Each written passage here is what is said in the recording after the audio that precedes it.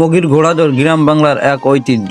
মাগুরা জেলা মগী এলাকায় আয়োজিত ঘোড়াদৌড় গ্রাম বাংলার এক প্রাচীন ও জনপ্রিয় লোকজ বিনোদন। শীত মৌসুমে এই ঘোড়াদৌড় ঘিরে পুরো এলাকায় উৎসব মুখর হয়ে ওঠে। এই ঘোড়াদৌড় শুধু খেলা নয়, এটি মাগুরা মানুষের সাংস্কৃতিক ঐতিহ্য ও সামাজিক মিলনের প্রতীক। বহু বছর ধরে স্থানীয়দের উদ্যোগে এই দৌড় প্রচলন শুরু হয়, যা আজও লোকমুখে ঐতিহ্য হিসেবে বেঁচে আছে। খোলা মাঠে সারিবদ্ধ ঘোড়া দাঁড়ায়, শুরু হওয়ার সংকেত পেতে ঘোড়ার খুরের শব্দ কেঁপে ওঠে মাঠ। দর্শকের উল্লাস, বাঁশি আর হাততালি তৈরি হয় এক অন্যরকম আনন্দ।